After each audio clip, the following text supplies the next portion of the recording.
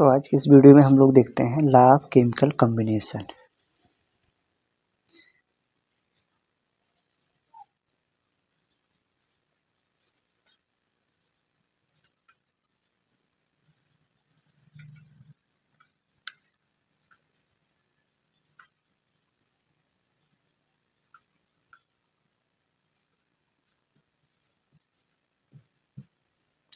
Law of chemical combination अर्थात रासायनिक संयोग के नियम।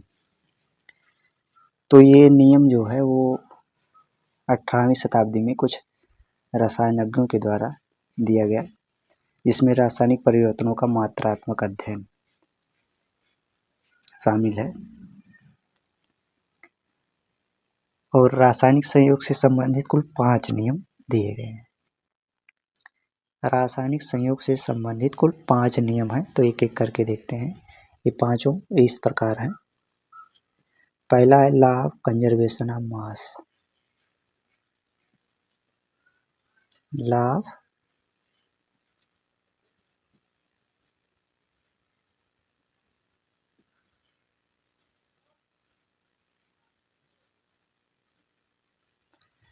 Law of conservation of mass अर्थात द्रव्यमान संरक्षण या द्रव्य की अविनाशिता का नियम इसको भी बोलते हैं हिंदी में।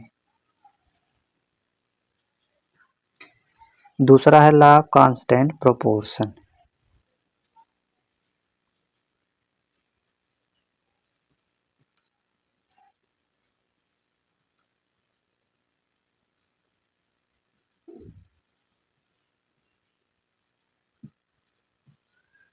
लॉ ऑफ कांस्टेंट प्रोपोर्शन, ठीक, इसको हिंदी में कहते हैं स्थिर अनुपात का नियम।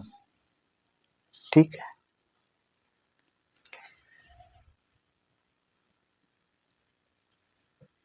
तीसरा है गुणित अनुपात का नियम अर्थात law of multiple proportion. Law of multiple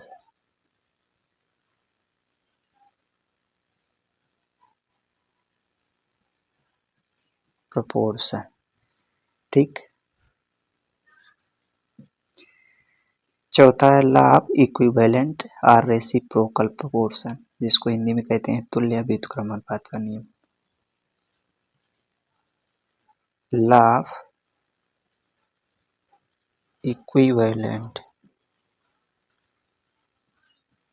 equivalent और reciprocal,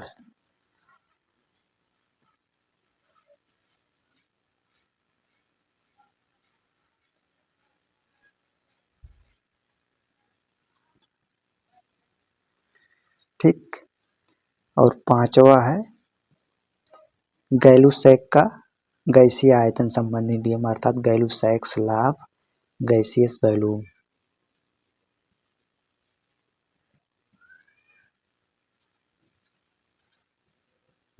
गैलुसैक्स law of gaseous volume,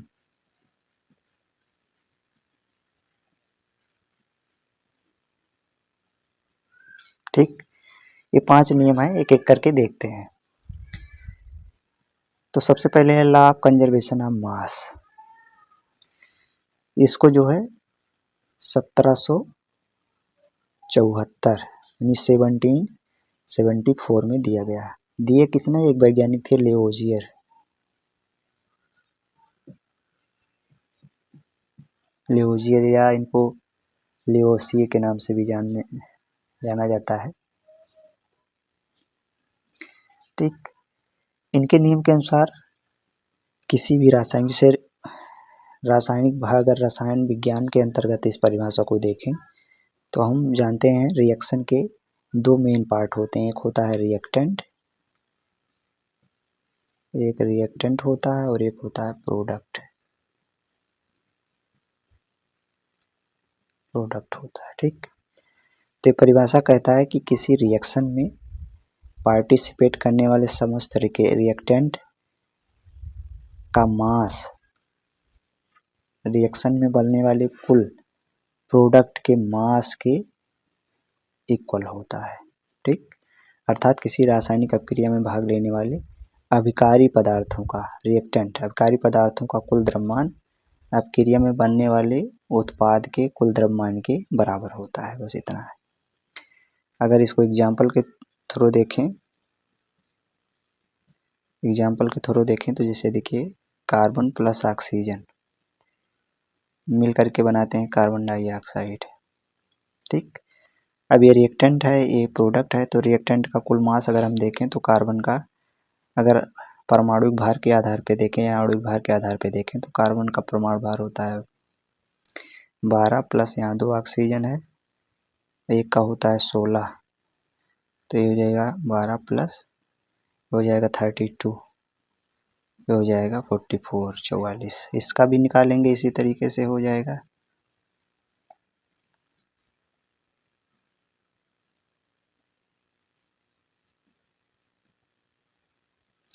तो यहाँ आप देख सकते हैं रिएक्टेंट अगर ग्राम में व्यक्त करेंगे, ग्राम में आप व्यक्त कर सकते हो, तो रिएक्टेंट का कुल द्रव्यमान प्रोडक्ट के कुल द्रव्यमान के इक्वल है, ठीक। अगर कुछ और उदाहरण अगर हम देखें, जैसे देखिए हम सिल्वर क्लोराइड की क्रिया सोडियम क्लोराइड की क्रिया सिल्वर नाइट्रेट से अगर हम कराएं, जैसे देखिए सोडियम क्लोराइड की क्रिया हम सिल्वर नाइट्रेट से, तो यहाँ हमको प्राप्त होता है sodium nitrate plus silver chloride, ठीक। यहाँ पर अगर हम देखें 14.35 ग्राम सिल्वर क्लोराइड अगर हम लेते हैं, यहाँ पर हम 5.85 ग्राम सोडियम क्लोराइड लेते हैं, कितना 5.85 ग्राम, और सिल्वर क्लोराइड जो लेते हैं सिल्वर नाइट्रेट जो लेते हैं वो 17 ग्राम, ठीक। और ये सोडियम नाइट्रेट जो हमको मिलता है, ठीक, सोडियम नाइट्रेट हमको प्राप्त होता है 8.5 ग्राम ये हमको प्राप्त होता है, और सिल्वर क्लोराइड जो प्राप्त होता है वो 14.35 ग्राम,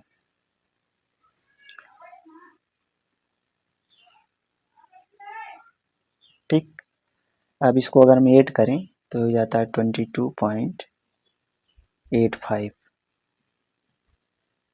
और इसको भी अगर हम ऐड करते हैं हो जाता है 22.85 ग्राम, जो इसके इक्वल है। तो यहाँ आप देख सकते हैं रिएक्टेंट का कुल द्रव्यमान जो है वो प्रोडक्ट के कुल द्रव्यमान के बराबर है,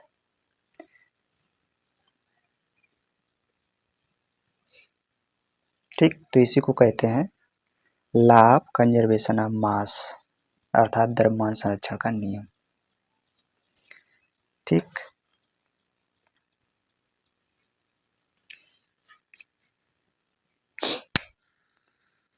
अगला नियम जो है, ऐसे देखिए अगला दूसरा है लॉ ऑफ कांस्टेंट प्रोपोर्शन, जिसको बोलते हैं स्थिर या निश्चित अनुपात का नियम, ठीक। इसको एक वैज्ञानिक थे जे.एल. प्राउस्ट,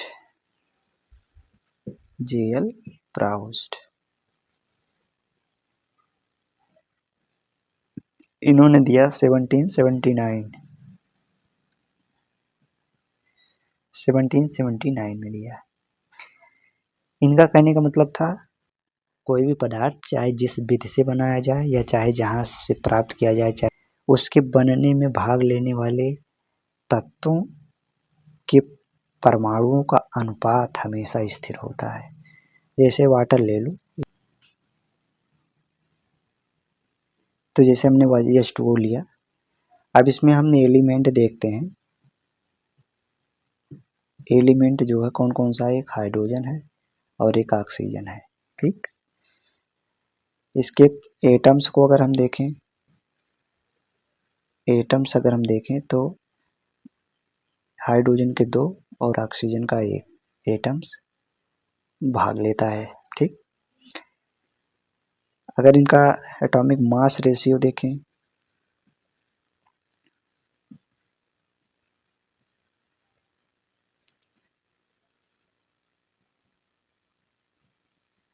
और सरल करें अगर तो 1:8 आ जाता है। ठीक, तो ये वाटर आप चाहे जिस विष से बनाइए या चाहे जिस स्रोत से प्राप्त कीजिए, इसके तत्वों के एटम्स का रेशियो और या इसके एटम्स का मास रेशियो हमेशा फिक्स होगा। ठीक, वो बदलता नहीं है।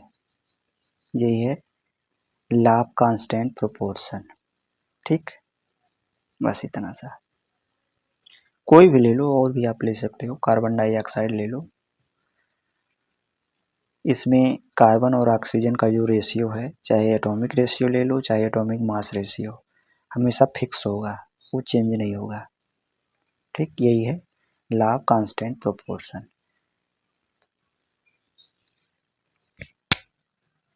थोड़ा सा यहाँ एक बार इसको पहला वाला और देखिए, law of conservation of mass. तो यहाँ ये law of conservation of mass जो है, ये नाभिकीय अपक्रियाओं के लिए नहीं लागू होता है, क्योंकि देखिए नाभिकीय अपक्रियाओं में E=mc² के अनुसार इसका कुछ द्रव्यमान ऊर्जा में चेंज हो जाता है, जहाँ E बराबर क्या है, ये हो जाता है एनर्जी है, ये मास को रिप्रेजेंट करता है, और ये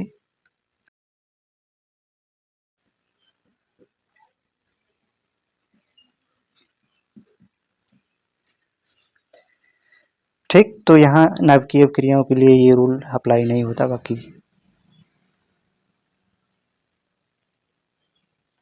तो नाभिकीय अपक्रियाओं के लिए अप्लाई नहीं होता, बाकी सभी के लिए अप्लाई है। ठीक,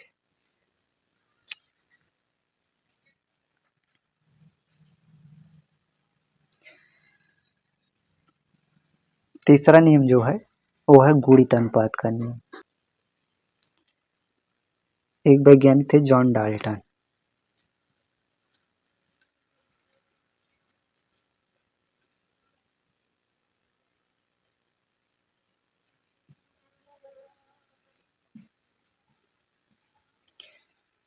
जॉन डाल्टन 1803 ईस्वी में इस नियम को दिए।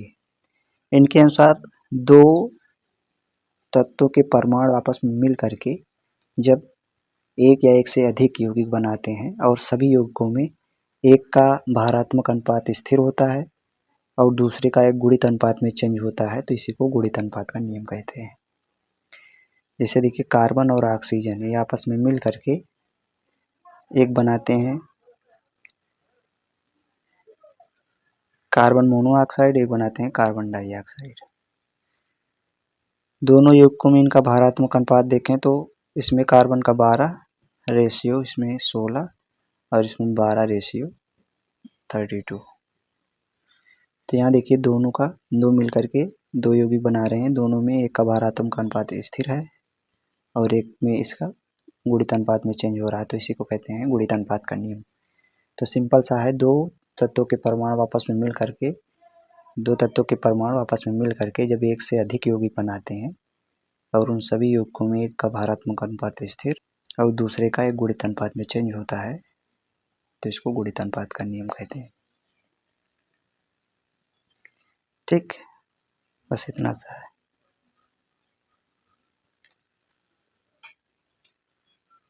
अगला देखिए, अगला है लॉ ऑफ इक्विवेलेंट और रेसिप्रोकल प्रोपोर्शन, जिसको कहते हैं तुल्य व्युत्क्रम अनुपात का नियम। तो एक वैज्ञानिक थे रिक्टर।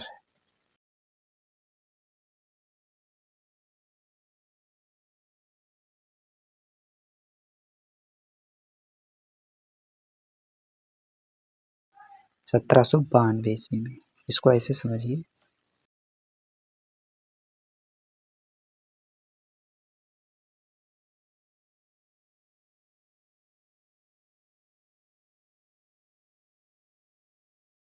ये देखिए ये बताते हैं कि दो तत्वों के परमाणु अलग अलग किसी तीसरे तत्व से जिस भारात्मक अनुपात में संयोग करते हैं, उसी भारात्मक अनुपात में जब स्वयं संयोग करते हैं तो इसी को कहते हैं व्युत्क्रम अनुपात का नियम। तो जैसे देखिए हाइड्रोजन और कार्बन एक दूसरे से संयोग करते हैं, बुलाता है CH4। अब इसमें आप भारात्मक अनुपात देखें 12:4, और इजी अगर हम कर देंगे इसको 3:1, और ऑक्सीजन और कार्बन से संयोग करता है तो बताता है कार्बन डाइऑक्साइड। इसमें इसका भारात्मक रेशियो अगर हम देखें तो हो जाता है 12:32 और इजी अगर इसको हम काटें 3:8 के रेशियो में इसमें ये दोनों हैं। अगर इसमें हम देखें, यहाँ देखिए ऑक्सीजन का रेशियो 8 है और इसमें हाइड्रोजन का रेशियो 1 है, ठीक। अब इसी 1 और 8 के रेशियो में जब ये दोनों आपस में संयोग करते हैं तो ये बनाते हैं H2O, ठीक। यहाँ इसका रेशियो अगर हम देखें 2:16 और इजी काट देंगे तो हो जाएगा 1:8। तो ये 1:8 के रेशियो में ये स्वयं संयोग कर रहे हैं, इसी को कहते हैं व्युत्क्रम अनुपात का नियम, ठीक। फिर से देखिए, इनका कहने का मतलब है दो तत्वों के परमाणु अलग अलग तीसरे तत्व से जिस भारात्मक अनुपात में संयोग करते हैं, देखिए ये इससे संयोग करता है 1 के रेशियो में, ये इससे संयोग करता है 8 के रेशियो में। तो दो तत्वों के परमाणु अलग अलग तीसरे तत्व से जिस भारात्मक अनुपात में संयोग करते हैं उसी भारात्मक अनुपात में जब स्वयं संयोग करते हैं तो इसी को व्युत्क्रम अनुपात का नियम कहते हैं, ठीक। अगला है गैलुसैक्स लॉ ऑफ गैसियस वॉल्यूम। तो इसको किसने दिया था? गैलुसैक ने, एक वैज्ञानिक थे गैलुसैक, जिसका इसके नाम से यह स्पष्ट है। कब दिया था इन्होंने? 1808 में, 1808 1808 में। इनका कहने का मतलब है जब दो गैसें परस्पर आपस में संयोग करती हैं या अपक्रिया करती हैं तो उनके आयतनों में एक सरल अनुपात होता है, और अगर अपक्रिया के दौरान बनने वाला उत्पाद भी गैस हो तो तीनों में एक सरल अनुपात होता है। जैसे देखिए, जब दो गैसें आपस में संयोग करती हैं, क्रिया करती हैं, दो गैसें जब आपस में क्रिया करती हैं तो उनके आयतनों में एक सरल अनुपात होता है, और अपक्रिया के दौरान बनने वाला उत्पाद अगर गैस हो तो तीनों के बीच एक सरल अनुपात होता है, ठीक। देखिए, एक आयतन एक आयतन एक आयतन, ठीक। तो इस तरीके से 1:1:2 का रेशियो में ये बन रहे हैं। इसी तरीके से और देख सकते हो,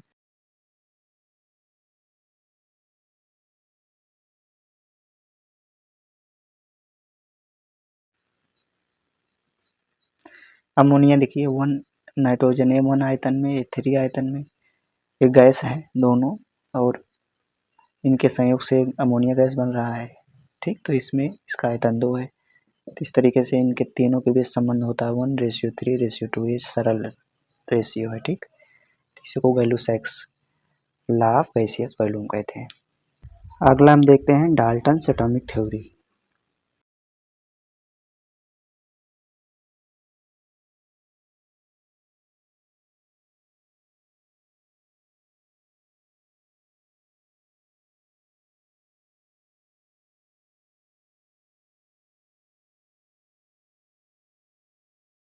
डाल्टन्स एटॉमिक थ्योरी, ठीक। तो परमाणुओं और अणुओं से संबंधित कुछ अवधारणाएं प्रस्तुत करते हुए इन्होंने कुछ सिद्धांत दिया था।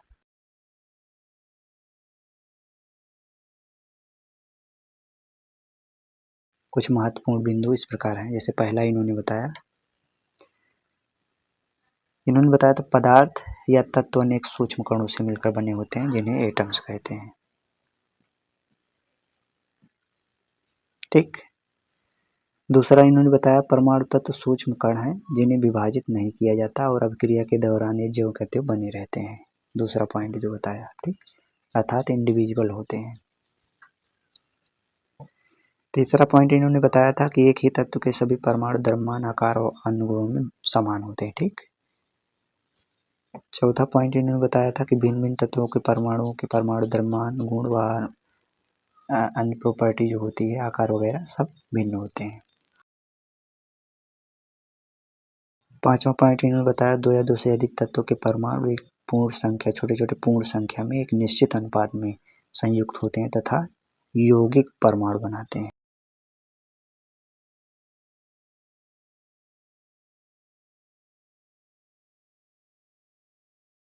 कंपाउंड एटम बनाते हैं, ठीक। छठवां पॉइंट इन्होंने बताया था कि एक ही यौगिक के सभी यौगिक परमाणु समान होते हैं। क्या होते हैं? एक ही यौगिक के सभी यौगिक परमाणु समान होते हैं, ठीक। 7वां पॉइंट इन्होंने बताया कि परमाणु विनाशी है, अर्थात ना तो इसे बनाया जा सकता है और ना ही नष्ट किया जा सकता है। ठीक, तो इस तरीके से इनके परमाणु सिद्धांत के कुछ महत्वपूर्ण बिंदु थे। अगला हम देखते हैं डाल्टन्स के परमाणु सिद्धांत के अनुप्रयोग अर्थात applications of Dalton's atomic theory.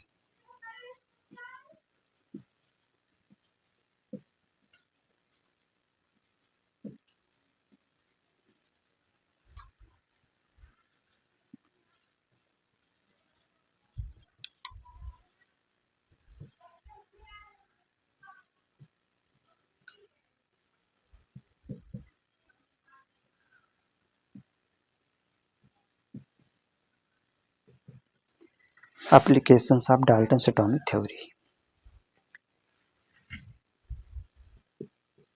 तो डाल्टन के परमाणु सिद्धांत के अनुप्रयोग में पहला पॉइंट जो है था वो यह था कि इनका परमाणु सिद्धांत उस समय ज्ञात द्रव्यमान संरक्षण नियम तथा स्थिर अनुपात के नियम को समझाने में सफल रहा था। ठीक, दूसरा पॉइंट ये था कि डाल्टन का परमाणु सिद्धांत गुणित अनुपात के नियम को भी स्पष्ट करने में सफल रहा। तीसरा यह था कि डाल्टन परमाणु सिद्धांत भिन्न भिन्न तत्वों के परमाणुओं की भिन्नता को भी स्पष्ट करने में सफल रहा है। और चौथा पॉइंट जो था डाल्टन परमाणु सिद्धांत द्रव्य की संरचना के मूल विचार को प्रस्तुत करने में सफल रहा। ठीक, तो इस तरीके से ये इनके कुछ अनुप्रयोग थे। आगे हम देखते हैं डाल्टन्स के परमाणु सिद्धांत की सीमाएं अर्थात limitations of Dalton's atomic theory. ठीक,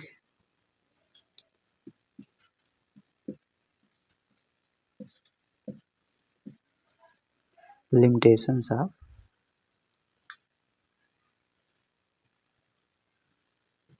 Dalton's atomic theory.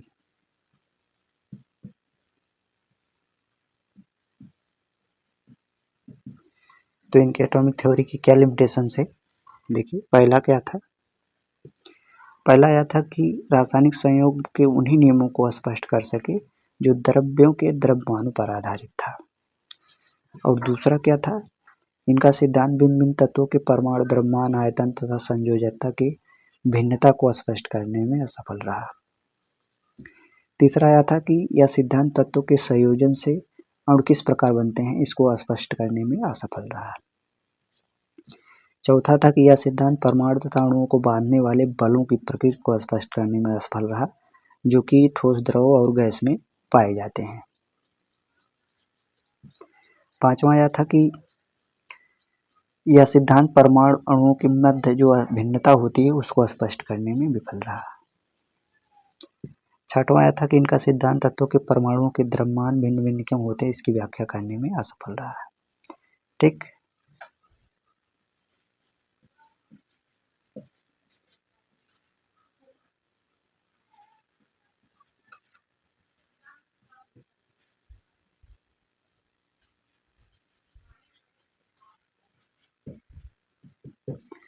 Modern atomic theory है या इसको बोलते हैं Dalton's modern atomic theory, Dalton का आधुनिक परमाणु सिद्धांत या modification of Dalton's atomic theory के नाम से भी इसको जानते हैं।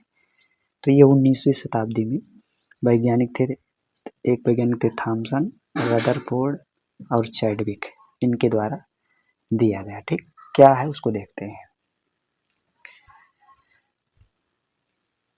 पहला क्या था कि डाल्टन के मूल एटॉमिक थ्योरी में संशोधन करके दिया गया है। तो पहला क्या बताया गया, परमाणु विभाज्य है। ठीक, जैसे पहले में बताया गया था कि परमाणु अविभाज्य है, लेकिन नए में बताया गया कि नहीं परमाणु विभाज्य है। ये अन्य मूल कणों जैसे इलेक्ट्रॉन, प्रोटॉन, न्यूट्रॉन से मिलकर बना होता है और नाभिकीय अभिक्रियाओं में क्या होता है, ये विघटित हो जाते हैं। दूसरा जो बताया गया, ये बताया गया कि एक तत्व के सभी परमाणु भिन्न भिन्न परमाणु द्रव्यमान के भी होते हैं। पहले में बताया गया था कि एक ही तत्व के सभी परमाणु क्या होते हैं, समान होते हैं, उनका द्रव्यमान वगैरह सब समान होता है। लेकिन आधुनिक में बताया गया कि नहीं, इसमें बताया गया कि एक ही तत्व के सभी परमाणुओं के परमाणु द्रव्यमान भिन्न भिन्न हो सकते हैं। जब एक ही तत्व के परमाणुओं के परमाणु द्रव्यमान भिन्न भिन्न हो तो वो सभी परमाणु एक दूसरे के समस्थानिक बोले जाते हैं। क्या बोले जाते हैं,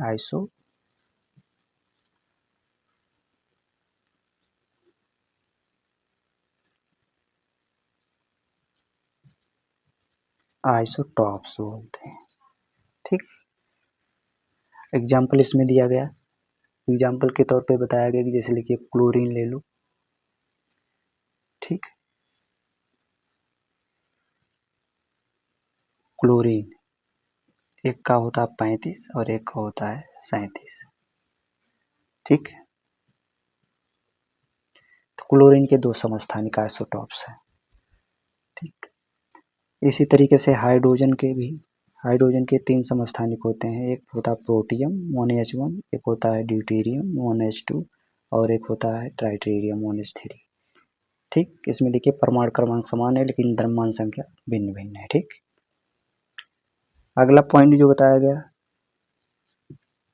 वो बताया गया भिन्न भिन्न तत्वों के परमाणु द्रव्यमान समान भी हो सकते हैं। पहले वाले में बताया था भिन्न भिन्न होते हैं, लेकिन इसमें बताया गया समान भी हो सकते हैं। जब भिन्न भिन्न तत्वों के परमाणु द्रव्यमान समान होते हैं तो वह एक दूसरे के समभारिक बोले जाते हैं। क्या बोले जाते हैं? समभारिक, आइसोबार्स, ठीक। अब इसमें एग्जाम्पल दिया गया कि जैसे देखिए आइसोबार्स में आप ले सकते हो आर्गन 18 होता है और ये इसका परमाणु द्रव्यमान कितना होता है 40। इसी तरीके से कैल्शियम ले लो, परमाणु क्रमांक 20 और परमाणु भार जो होता है 40। तो देखिए परमाणु क्रमांक तो भिन्न भिन्न है लेकिन द्रव्यमान संख्याएं समान है, ठीक। तो इसको बोलते हैं आइसोबार या समभारिक। तो समभारिक की परिभाषा भी यहाँ बन जाती है कि जब 2 या 2 से अधिक ऐसे परमाणु जिनके परमाणु क्रमांक भिन्न भिन्न लेकिन द्रव्यमान संख्याएं समान होती हैं तो एक दूसरे के समभारिक बोले जाते हैं, ठीक। अगला पॉइंट जो यहाँ बताया गया वो ये बताया गया कि यौगिक परमाणु नहीं बल्कि अणु बनते हैं, यानी 2 या 2 से अधिक तत्वों के परमाणु जो आपस में क्रिया करते हैं, संयोग करते हैं तो यौगिक परमाणु नहीं बल्कि अणु बनाते हैं, ठीक। क्या पता है? मॉलिक्यूल्स बनाते हैं। और अगला पॉइंट बताया गया कि परमाणुओं के संयोजन का अनुपात सरल होना आवश्यक नहीं है। जैसे पहले बताया गया था कि सरल होना आवश्यक है ना, तो यहाँ आधुनिक में बताया गया कि नहीं, परमाणुओं के संयोजन का अनुपात सरल होना आवश्यक नहीं है, ठीक। ये सरल गुणित अनुपात होना अनिवार्य नहीं है, ठीक। जैसे यहाँ बताया गया प्रोटीन ले लो, स्टार्च ले लो, तो इस सब में इसका एग्जाम्पल दिया गया। 6वां बताया गया कि तत्व का मूल लक्षण उसका परमाणु क्रमांक है, ना कि परमाणु द्रव्यमान है। जैसे पहले में बताया गया था कि तत्वों का मूल लक्षण जो होता है उनका परमाणु द्रव्यमान होता है, तो लेकिन आधुनिक में बताया कि नहीं, तत्वों का मूल लक्षण उसका परमाणु क्रमांक होता है, ना कि उनकी द्रव्यमान संख्या होती है, ठीक, या परमाणु द्रव्यमान होता है। और अगला लास्ट पॉइंट बताया गया कि परमाणु अविनाशी नहीं है। जैसे पहले में बताया गया था परमाणु अविनाशी है, लेकिन आधुनिक में बताया गया नहीं, परमाणु अविनाशी नहीं होता है, बल्कि ये नाभिकीय अपक्रियाओं में विखंडित हो जाता है और एक रूप से दूसरे रूप में चेंज भी हो जाता है, ठीक। इसमें बताया गया था पहले वाले में यदि परमाणु को न तो उत्पन्न किया जा सकता है और न ही नष्ट किया जा सकता है, परंतु नाभिकीय अपक्रिया में क्या होता है, ये एक दूसरे में परिवर्तित हो जाते हैं, ठीक। तो इस तरीके से बताया गया परमाणु अविनाशी नहीं है। 8वां पॉइंट बताया गया कि रासायनिक क्रिया में परमाणु में इलेक्ट्रॉनों के आदान प्रदान द्वारा ये रासायनिक अभिक्रियाएं होती हैं। तो किसी भी रासायनिक अभिक्रिया में परमाणु इलेक्ट्रॉनों के आदान प्रदान से ही एक दूसरे से रिएक्शन करते हैं, बस यही बताया गया। अगला हम देखते हैं बर्जीलियस की परिकल्पना, बर्जीलियस हाइपोथेसिस।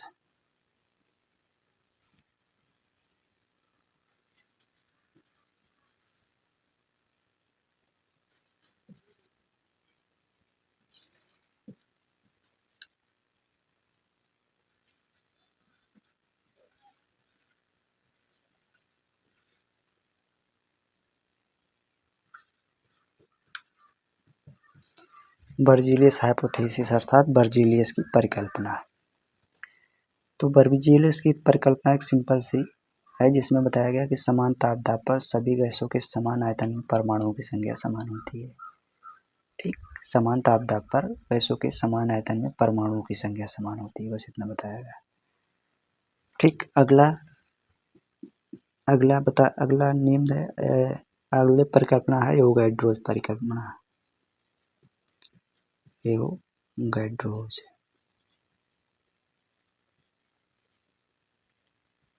हाइपोथेसिस।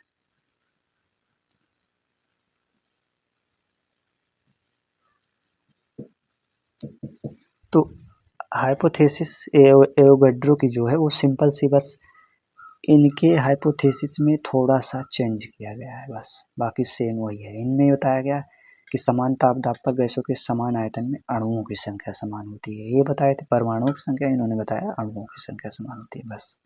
अर्थात समान तापदाब पर गैसों के समान आयतन में अणुओं की संख्या समान होती है, बस इतना। मोलिक्यूल्स,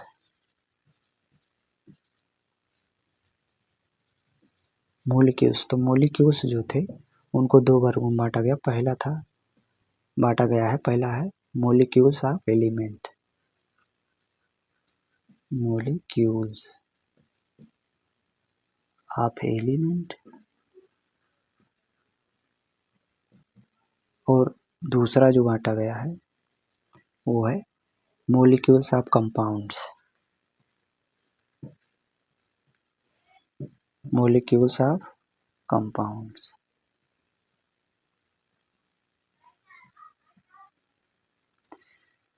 तत्वों के, या ऐसे समझिए मोलिक्यूल्स ऑफ एलिमेंट्स जो है, इस प्रकार के अणुओं का निर्धारण एक ही प्रकार के परमाणुओं से होता है जिन्हें समपरमाणु कहते हैं। किसको कहते हैं? होमोएटॉमिक, होमोएटॉमिक कहते हैं, ठीक।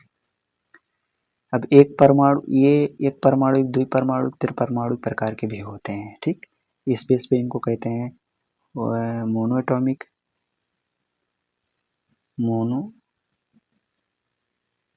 मोनोएटॉमिक, डाईएटॉमिक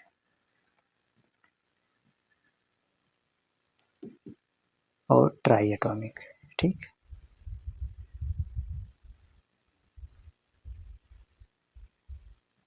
ट्राईएटॉमिक। मोनोएटॉमिक में जैसे अक्रिय तत्व आ जाते हैं, अक्रिय तत्व में जैसे हीलियम हो गया, नियॉन, आर्गन, क्रिप्टॉन, जीनॉन और रेडॉन, ठीक, अक्रिय तत्व आ जाते हैं। डाईएटॉमिक में आ जाता है जैसे ऑक्सीजन आपका होगा, नाइट्रोजन हो गया, ठीक, और ये क्लोरीन हो गया, ठीक। तो इस तरीके से समपरमाणुक अणु है, ठीक। ट्राईएटॉमिक में जैसे ओजोन आ गया आपका, ठीक, ये। और पॉलीएटॉमिक में जैसे एसेट वगैरह आ जाता है, इसके आगे भी है। और मॉलिक्यूल ऑफ कंपाउंड्स में इसके अंतर्गत जैसे ये द्विपरमाणु, त्रिपरमाणु प्रकार के होते हैं, जैसे HCl हो गया, HBr हो गया, ठीक, ये सब आ जाते हैं। कार्बन डाइऑक्साइड वगैरह हो गया, ठीक, या सल्फर डाइऑक्साइड, ये त्रिपरमाणुक हो जाते हैं। तो इसमें भी मॉलिक्यूल ऑफ कंपाउंड में भी डाईएटॉमिक होते हैं, ट्राईएटॉमिक होते हैं, ठीक। तो इस तरीके से ये अणु मुख्यतः अगर हम कहेंगे तो दो प्रकार के होते हैं। अब इसमें इसमें मॉलिक्यूल्स ऑफ एलिमेंट्स में आ जाता है होमोएटॉमिक आ जाता है, और इसमें मॉलिक्यूल्स ऑफ कंपाउंड में जो आते हैं इसको बोलते हैं, इसको हेटेरोएटॉमिक भी बोलते हैं। क्या बोलते हैं? हेटेरोएटॉमिक, हेटेरोएटॉमिक मॉलिक्यूल्स भी बोलते हैं इसको, ठीक। ये भी द्विपरमाणु, त्रिपरमाणुक होते हैं। आगे हम देखते हैं एवोगैड्रो परिकल्पना के अनुप्रयोग, एप्लीकेशंस ऑफ एवोगैड्रोस हाइपोथेसिस।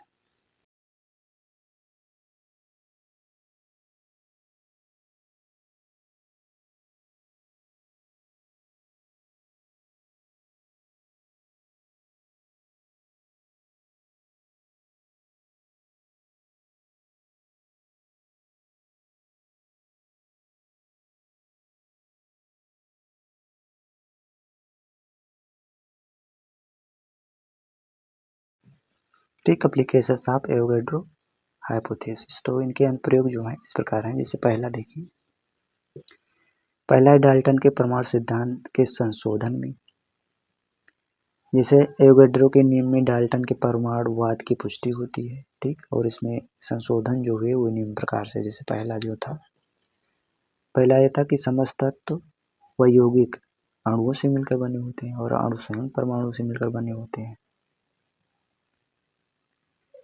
ठीक। और सेकंड जो होता है, सेकंड है तत्व के अणु एक ही प्रकार के परमाणुओं से और यौगिक के अणु भिन्न भिन्न प्रकार के परमाणुओं से मिलकर बने होते हैं, जैसा कि अभी हमने दिखाया। तीसरा जो था, परमाणु स्वतंत्र अवस्था में नहीं रह सकते हैं, किंतु यह रासायनिक अपक्रिया में भाग लेते हैं। रासायनिक अपक्रिया में भाग लेने वाले परमाणुओं के अणु परस्पर जो है परमाणु में विभाजित हो जाते हैं और फिर क्रिया करते हैं, जैसे पहले बताया गया। दूसरा पॉइंट जो था, गैलोसैक के गैसीय नियम की व्याख्या करता है। एवोगैड्रो के नियम अनुसार ताप और दाब समान परिस्थितियों में भिन्न भिन्न गैसों के समान आयतनों में अणुओं की संख्या समान होती है, ठीक। और जब गैसें क्रिया करती हैं तो अणुओं में अनुपात जो होता है वही होता है जो अनुपात इनके आयतनों में होता है, ठीक। अतः यह एक सरल अनुपात ही होगा जो गैलोसैक के आयतन से संबंधित है, ठीक। और अगला पॉइंट जो था वो ये था कि गैसीय तत्वों की परमाणुकता इससे ज्ञात हो गई। जैसे बताया गया किसी गैसीय तत्व के एक अणु में उपस्थित परमाणु की संख्या को उनकी परमाणुकता एटॉमिसिटी कहते हैं। एटॉमिसिटी, ठीक, उसकी परमाणुकता एटॉमिसिटी। जैसे यहाँ देखिए H2, इसमें 2 परमाणु हैं तो इसको क्या बोलते हैं, इसकी परमाणुकता 2 हो गई। ऑक्सीजन में O2, इसमें 2 परमाणु है तो इसकी भी परमाणुकता 2 हो गई। ओजोन में 3 परमाणु है तो इसकी परमाणुकता क्या होगी, 3 हो गई, ठीक। इसी तरीके से अगला है, गैसों के वाष्प घनत्व तथा आणविक द्रव्यमान के बीच एक संबंध बताया गया कि जैसे वेपर डेंसिटी बराबर होती है vapour density into 2 equal to होता है गैस का आणविक द्रव्यमान अर्थात मोलिकुलर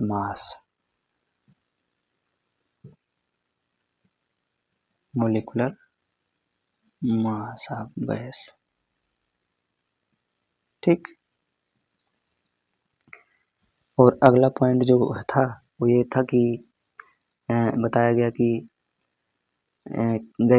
गैसों के आयतन तथा द्रव्यमानों में एक संबंध होता है। अर्थात ये बताया गया कि समान तापदाब पर किसी गैस का ग्राम अणु का आयतन जो होता है 22.4 लीटर होता है। कितना होता है, 22.4 लीटर, ठीक।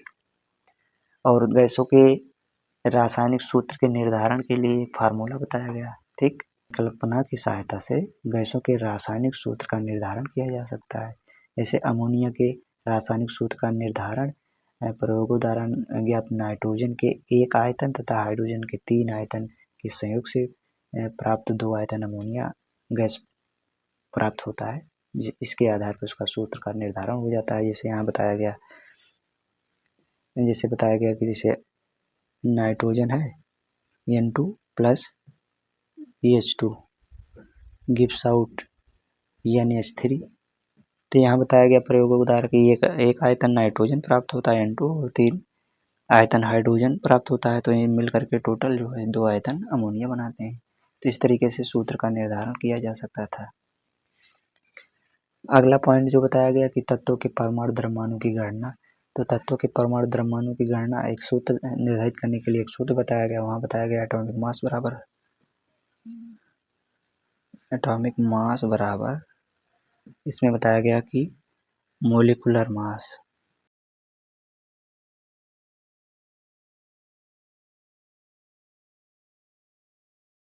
Divided by परमाणुकता